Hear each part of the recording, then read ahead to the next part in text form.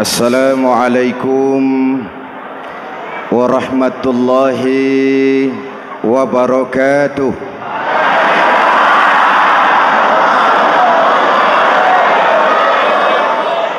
Alhamdulillahi rabbil alamin.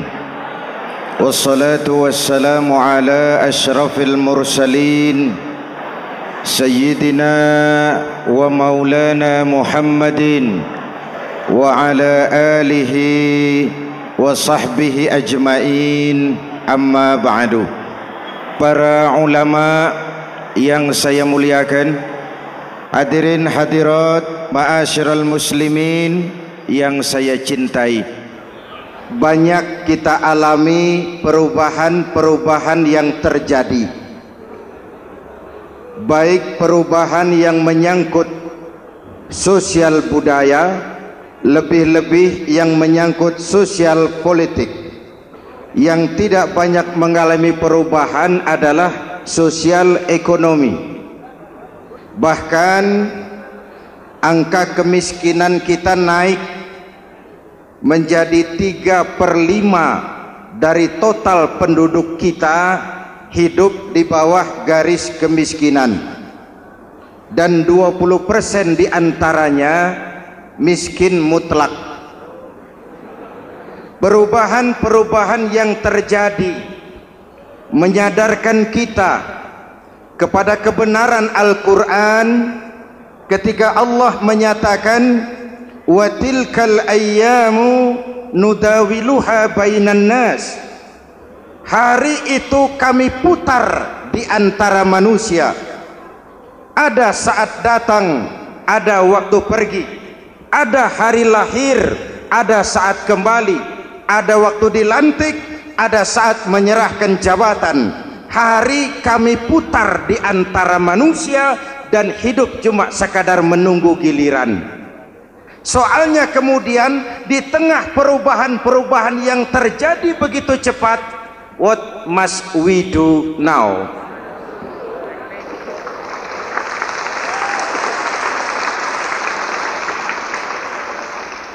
Saya juga nggak ngerti itu. Yang penting kan penampilan. Saudara-saudara kaum muslimin di seluruh tanah air, jadi pemimpin adalah pelayan bagi orang yang dipimpinnya. Oke lah, perbaikan ekonomi, pembukaan lapangan kerja baru kita serahkan kepada pemerintah, karena kita percaya mereka orang-orang terpilih belaka yang dipilih dengan kepercayaan akan mampu membawa rakyat keluar dari kesulitan. Amin. Tugas kita sekarang di zaman susah meluruskan akidah. Jangan sampai mbah dukun yang naik ke permukaan. Betul? Islam misinya yang pertama membebaskan manusia dari kemusyrikan. 13 tahun Rasul berjuang di Mekah, menanamkan akidah, meluruskan keyakinan, membentuk iman. 13 tahun membebaskan manusia dari belenggu kemusyrikan. 13 tahun menanamkan la ilaha illallah Muhammadur Rasul dengan seluruh konsekuensinya. Kalau saya yakin tidak ada Tuhan selain Allah, saya tidak akan minta tolong kecuali hanya kepada Allah. Saya tidak akan pernah takut kecuali hanya kepada Allah. Saya tidak akan menggantungkan hidup kecuali hanya kepada Allah. Saya tidak akan minta rizki kecuali hanya kepada Allah. Saya tidak akan melarikan persoalan kecuali hanya kepada Allah. Kalau konsekuen dengan keyakinan ini, mbah dukun nggak dapat tempat.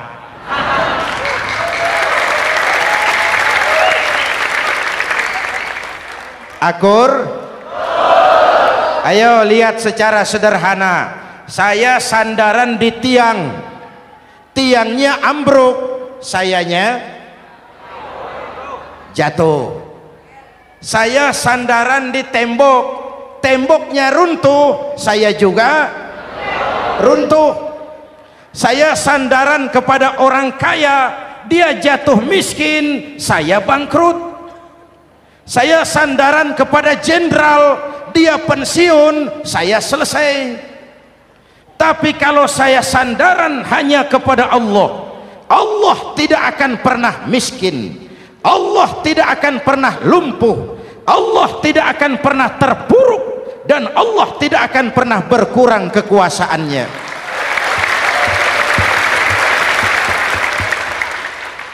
Maka umat Islam, sesulit apapun zaman yang kita hadapi, Allah juga tempat kita bersandar. Jelas?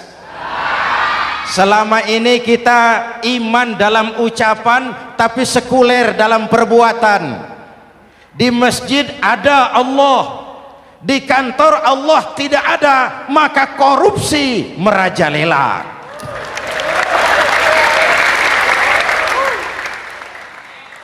Di masjid ada Allah, di pasar Allah tidak ada, maka timbangan tetap curang. Kita iman dalam ucapan tapi sekuler dalam perbuatan.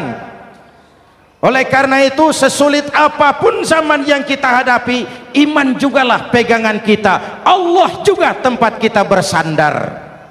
Boleh zaman berubah, akidah jangan sampai goyah. Karena iman kita hidup, untuk iman kita berjuang, dan dalam iman kita ingin kembali menghadap Allah Subhanahu. Selama ini manusia Indonesia kita lebih banyak diisi otaknya, hati sering kosong, agama dangkal, akidah rapuh, moral rendah. Memang kemudian muncul banyak orang-orang pintar, cuma sayang tidak benar. Indonesia kita bangkrut, Indonesia kita terpuruk, Indonesia kita sakit parah kalau diurus orang yang cuma pintar tapi tidak benar. Kita perlu orang-orang pintar, tapi kita lebih perlu orang benar. Jelas?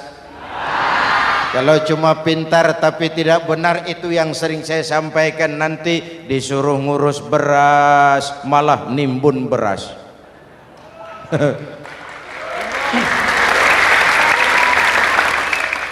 Disuruh ngurus laut malah jadi bajak laut. Disuruh ngurus hutan rame-rame jadi orang hutan. Jutaan hektar hutan Indonesia kita ini merupakan kekayaan sumber daya alam kita yang harus digunakan bagi sebesar-besar kemaslahatan rakyat. Yang disuruh ngurus hukum malah bikin hukum seperti pisau, tajam ke bawah, tumpul ke atas. Jangan heran lalu di masyarakat muncul street justice, pengadilan jalanan, sebagai refleksi dari ketidakpuasan melihat sikap hukum yang sangat berpihak. Kalau yang kecil salah, hukum cepat-cepat ditegakkan.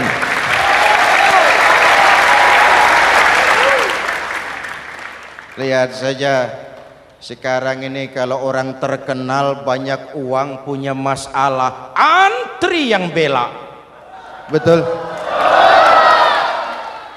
Tapi saudara lihat si Marsinah di Jawa Timur, si Sengkon dan Karta di Jawa Barat, si Udin Bernas wartawan Jogja terseok-seok mencari keadilan, sampai hari ini urusannya masih remeng-remeng. Kenapa bisa begitu? Jawabannya sederhana, tidak ada fulus. Ada fulus mulus, tidak ada fulus manfus. Betul? Jangan sampai para penegak hukum kita terjebak pada lagu baru, maju tak gentar membela yang bayar. Biar bertentangan dengan nurani, biar bertentangan dengan public opini, biar bertentangan dengan rasa keadilan. Siapa yang bayar itulah majikan, mau benar atau salah belain terus. Kalau seperti inilah hukum kita, mafioso keadilan akan tetap gentayangan. Hadirin yang saya hormati, 13 tahun beliau berjuang di Mekah, meluruskan keyakinan, memantapkan akidah, meneguhkan iman. Dari situ segalanya dimulai, dan ke situ segalanya akan menuju. Intan paling mahal, mutiara paling berharga tidak lain adalah nilai-nilai keimanan. Kalau itu sudah tergadai, apalagi yang bisa kita banggakan dalam kehidupan ini? Kita merasa harta kita berharga, belum ada artinya ketimbang iman. Kedudukan kita punya nilai pun belum ada artinya ketimbang dengan nilai-nilai keimanan. Itu intan paling mahal, itu mutiara paling berharga. Harta baru ada manfaatnya kalau dilandasi dengan iman. Jabatan dan kedudukan baru terasa gunanya kalau dilandasi dengan keimanan. Kalau jabatan lepas dari iman, yang akan lahir Fir'aun baru. Jelas? Kalau harta terlepas dari iman, yang akan muncul adalah konglomerat Korun. Kalau ilmu pengetahuan terlepas dari nilai dasar keimanan, maka yang akan muncul adalah ilmuwan pelacur yang menyalahkan yang benar, membenarkan yang salah untuk kepentingan pribadi. Dan kondisi seperti itu tidak akan membuat kita makin sehat. Oleh karena itu, pada kesempatan ini, pesan pertama saya, menghadapi zaman susah, tetap jaga akidah, tetap pelihara keyakinan.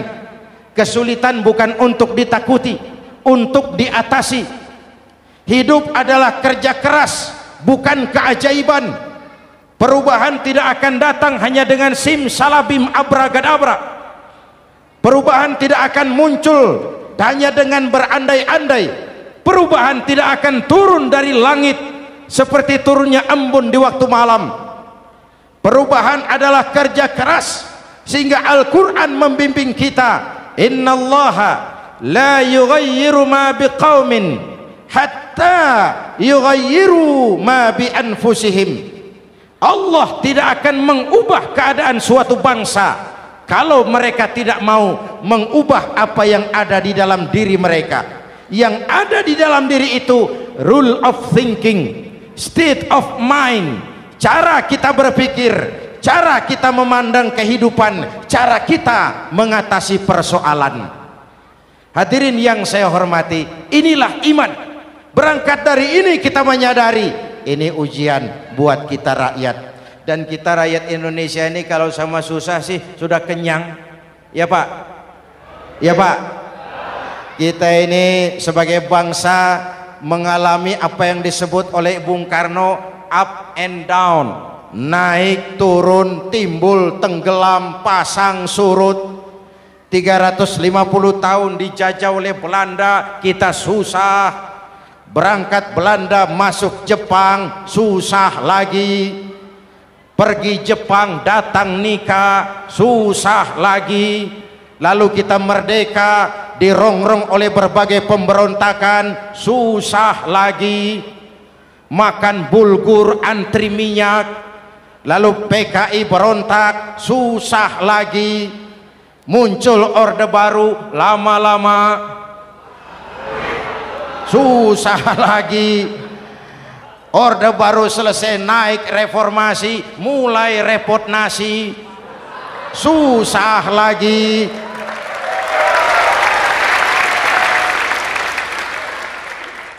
Kalau susah kita ini sudah akrab, sudah intim. Mestinya kalau sudah susah seperti itu, jangan salah sikap menyikapi kesusahan. Jangan sampai kita potong kompas, ambil jalan pintas, terjebak menghalalkan segala cara. Itu tidak akan menguntungkan, itu tidak akan menyelesaikan. Kalaupun selesai, nampaknya penyelesaian sesaat, dan penyelesaian sesaat bukan penyelesaian yang sebenarnya. Karena itu tetaplah dalam koridor keimanan. Boleh zaman berubah, akidah jangan sampai goyah. Silahkan masa berganti, tapi keyakinan jangan mati. Sekali la ilaha illallah sampai tetes darah paling penghabisan, tetap la ilaha illallah. Sanggup? 3 orang. Sanggup? 21. Sanggup? Kalau sanggup kita harus konsekuen. Saudara-saudara di seluruh tanah air, misi yang kedua dari Islam setelah membebaskan manusia dari kemusyrikan, membebaskan manusia dari ras diskriminasi, mengikat manusia dengan tali akidah. Sebelum Islam datang, manusia dibedakan oleh warna kulit, manusia dibedakan oleh faktor keturunan, manusia dibedakan oleh faktor harta dan benda. Adalah Rasul yang mengajarkan, innallaha la yanzuru ila suwarikum wala ila amwalikum walakin yanzuru ila qulubikum wa a'malikum. Allah tidak melihat potonganmu, Allah tidak melihat hartamu. Yang Allah lihat itu adalah hatimu dan amal perbuatanmu. Jauh sebelum Amerika teriak-teriak membanggakan apa yang mereka sebut sebagai Declaration of Independence, Nabi sudah mengajarkan kepada kita semua, annas kulluhum li Adam wa Adam min turab la fadla li arabiyyin ala ujamiyyin illa bittaqwa. Seluruh manusia berasal dari Adam. Adam diciptakan dari tanah. Tidak ada kelebihan Arab dengan yang bukan Arab kecuali takwanya. Jauh sebelum Amerika mencanangkan bahwa semua manusia dilahirkan sama, that all men are created equal. Jauh sebelum itu Islam sudah membebaskan manusia dari ras diskriminasi. Apa dalam konteks kekinian menghadapi zaman susah tetap jaga kerukunan? Ya Pak, ya Bu, oi Bu, menghadapi zaman susah tetap jaga kerukunan, baik antar umat seagama, antar umat beragama, maupun antar umat beragama dengan pemerintah. Menjaga kerukunan, jangan saling sikat sikut di antara kita. Sebab kalau sudah rukun, saya ajak berhitung, 1 ditambah 1 sama dengan, itu matematika namanya, hasilnya pasti. Tapi angka sosial hasilnya aneh. Saya ubah jadi angka sosial. Ayo kita berhitung lagi. 1 orang takut ditambah 1 orang takut sama dengan 2 orang setengah berani. Kenapa setengah berani? Karena sudah berdua. Tadi kan takut sendiri. Kalau sama-sama takut berkumpul jadi setengah berani. Kalau ditambah 1 orang takut lagi, 1 orang takut ditambah 1 orang takut ditambah 1 orang takut sama dengan 3 orang berani. Kenapa jadi berani? Karena sudah bertiga. Kita yang lemah, kita yang marginal, kita yang dikucilkan, bahkan kita yang dilecehkan, kalau mau rukun kita akan kuat dan tidak bakal dipermainkan orang.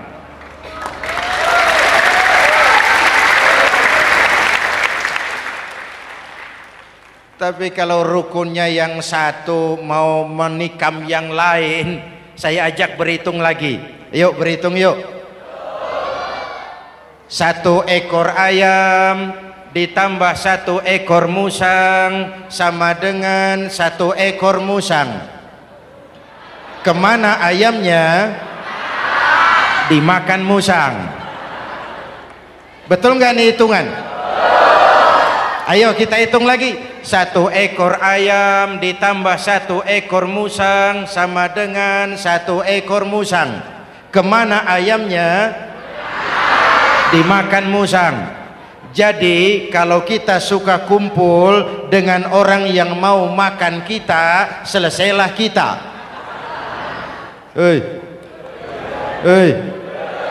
Maka kalau merasa kita ini ayam, yuk kumpul sama-sama ayam, pulang ke kandang ayam.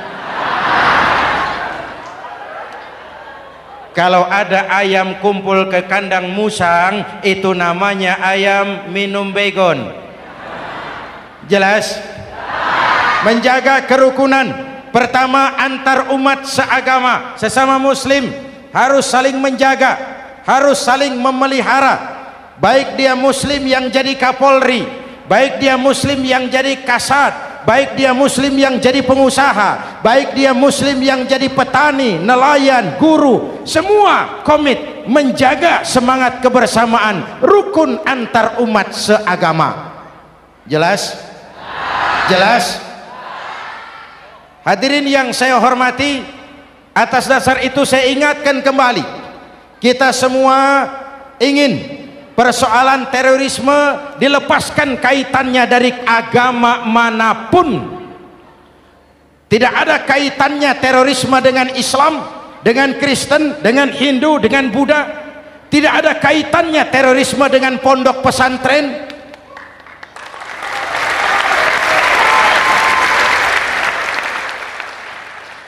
Jangan sampai pesantren jadi kambing hitam. Karena sejak zaman penjajahan, pesantren sudah terbukti memberikan kontribusi bagi perjuangan memerdekakan rakyat Indonesia. Rukun antar umat seagama. Yang kedua, rukun antar umat beragama. Islam ini rahmatan lil, jangankan manusia walaupun berbeda agama, binatang saja dihormati. Ada hadis, fa iza zabahtum fa ahsinuz zibhata. Kalau kamu menyembelih hewan, sembelihlah dengan cara yang terbaik. Jangan menyembelih ayam dengan pisau tumpul. Itu namanya tidak berperi kebinatangan. Yang kecil lagi, saudara buka babul istinja, makruh buang air kecil di tanah yang berlubang. Sebab apa? Pertama, menjaga kesehatan. Siapa tahu di lubang yang saudara buang air kecil itu ada gas beracun. Kalau tidak, melindungi binatang yang ada di dalam lubang. Siapa tahu di lubang yang saudara buang air kecil itu ada semut sedang rapat membahas terorisme. Apa dosanya lalu mati dikencingi? Ini namanya rahmatan lis semut. Binatang saja dilindungi. Maka perbedaan agama tidak harus menyebabkan kita bertolak belakang. Perbedaan agama bukan alasan untuk saling bermusuhan. Apalagi kita sudah menyadari tentang kemajmukan kita, tentang kebinekaan kita, tentang keragaman kita. Rukun antar umat beragama. Saling menghormati, saling menghargai, tapi tetap dalam batas lakum dinukum. Lalu rukun antar umat beragama dengan pemerintah. Hadirin yang saya hormati, yang benar kita dukung, yang salah kita perbaiki dan kita tegur menurut cara-cara yang diajarkan oleh agama kita. Dan sholat berjamaah, pendidikan bernegara yang paling bagus. Tadi kita sholat ada imam, ada makmum, betul? Makmum wajib ikut imam kalau imam benar sholatnya. Rakyat wajib ikut pemimpin kalau pemimpin benar mimpinnya. Masyarakat Islam ini loyal. Masyarakat Islam ini bukan pemberontak. Masyarakat Islam ini taat dan setia. Kapan? Kalau imamnya benar. Imam takbir, makmum. Imam ruku, makmum. Imam i'tidal, makmum. I'tidal. Imam sujud, makmum. Tapi kalau imam keliru, mestinya imam ruku malah sujud. Salah imam ini. Tegur. Siapa yang wajib negur? Makmum yang saf terdepan. Anggota DPR.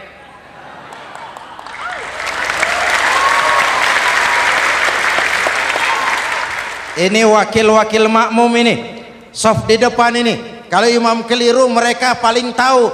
Ngomong. Tegur.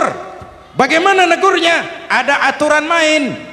Mestinya ruku, imam sujud. Salah ini imam. Subhanallah. Kan begitu negurnya. Betul? Tidak boleh juga imam keliru, makmum emosi. Main pegang. Woi, makmum salah. Hoi, hoi. Kacau sholat. Betul? Anggota dewan ini, saf di depan. Itu kalau imam keliru. Satu saat imam buang angin. Namanya manusia bisa buang angin toh. Apa makmum lalu berkata, demi kesetiaan saya kepada imam, imam buang angin, saya lebih keras lagi. Itu namanya fanatisme buta, loyalitas yang goblok. Imam buang angin, minggir. Iyyaka na'budu wa iyyaka nasta'in. Sampai situ imam buang angin, minggir imam. Lalu saf yang di depan maju. Tidak usah bikin sholat baru, teruskan pekerjaan imam. Ihdinas siratal mustaqim. Teruskan. Kenapa? Kalau bikin sholat baru lagi, nanti buang angin lagi. Bikin lagi sholat. Kapan selesainya sholat? Kapan selesainya membangun negara ini? Yang penting imam tahu diri, buang angin, minggir.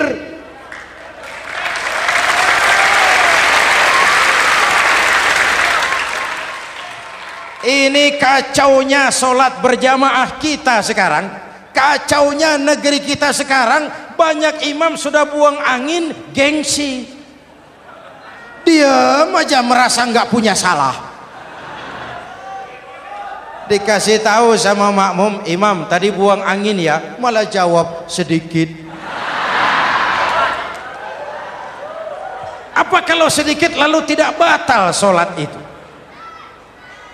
Mekanisme kehidupan sosial yang diatur lewat tuntunan sholat berjamaah, sehingga Nabi berpesan, kun imaman muta'an au ma'muman muti'an fala takun thalisan jazu'a. Kalau jadi pemimpin, jadilah pemimpin yang ditaati. Kalau jadi makmum, jadilah makmum yang mentaati. Jangan jadi golongan ketiga pemecah belah. Di depan tidak jalan, di belakang takut, ditaruh yang di tengah, di depan didorong, yang belakang ditendang. Ini namanya biang kerok. Saudara-saudara, dari uraian singkat ini saya ambil beberapa catatan pokok. Pertama, kalau ada intan paling mahal, kalau ada mutiara paling berharga dalam hidup kita, itu tidak lain adalah karena keyakinan. Hidup jadi indah, hidup jadi berharga, hidup jadi berarti kalau didasari atas sebuah keyakinan. Dan keyakinan itu tidak lain adalah nilai iman kita, akidah kita kepada Allah Subhanahu wa ta'ala. Yang kedua, tetap menjaga kerukunan. Sesulit apapun zaman yang kita hadapi, kita tetap harus menjaga semangat kebersamaan. Kita harus tetap menjadi lem perekat yang menjaga keutuhan, baik sebagai bangsa maupun sebagai umat. Perbedaan adalah wajar, harus dihormati. sebagai ciri kehidupan berdemokrasi. Tapi jangan perbedaan menjadi sebab kita bermusuhan, dan jangan perbedaan menyebabkan kita saling berpecah belah. Hormati perbedaan, jangan perbedaan dipandang sebagai permusuhan. Dengan akidah yang kuat dan kebersamaan yang kokoh, ayo kita hadapi kesulitan, kita atasi kesulitan, dan dengan kerja keras untuk menyongsong hari esok yang lebih pasti. Mari kita Fatihah, semoga Allah memelihara kita bangsa Indonesia ala hadhihi niyyah wa ila hadratin nabi. Al-Fatihah.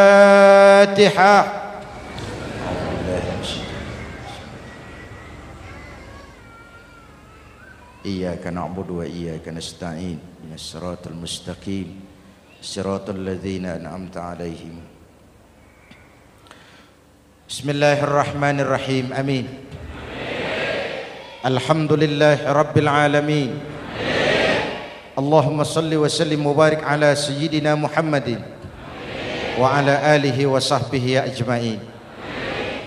Allahumma rabbana taqabbal minna salatana wa siyamana wa qiyamana wa takhassu'ana wa ta'abbudana wa tammim taksirana ya arhamar rahimin. Allahumma aslih man fi salahihi salahul muslimin. Allahumma ahlik man fi halakihi salahul muslimin. Allahumma rabbana la tu'akhizna in nasina aw akhtana. Rabbana wa la tahmil alaina isran kama hamaltahu ala alladhina min qablina. Rabbana wa la tuhammilna ma la taqata lana bih wa'fu 'anna waghfir lana warhamna anta maulana fansurna 'alal qaumil kafirin. Allahumma ij'alna minas su'ada'il maqbulin wa la taj'alna minal ashqiya'il mardudin. Afdalu ma qultuhu ana wan nabiyyuna min qabli. La ilaha illallah.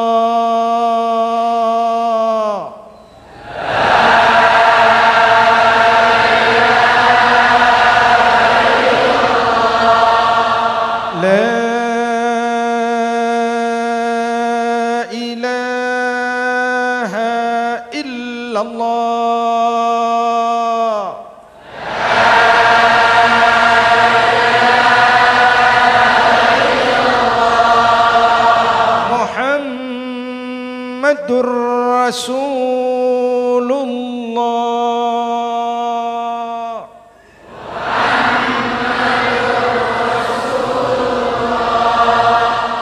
sallallahu alaihi wa alihi wa sallam. Kalimatu haqqin 'alaiha nahya wa 'alaiha namut wa 'alaiha wa biha nub'atsu insyaallah minal aminin minal aminin minal aminin rahmatika ya arhamar rahimin. Sallallahu ala sayyidina Muhammad wa ala alihi wa sahbihi ajma'in. Ana rabbika rabbil izzati amma yasifun. Salamun alal mursalin. Walhamdulillah rabbil alamin. Jumpa lagi di lain kesempatan insyaallah. Wassalamualaikum warahmatullahi wabarakatuh.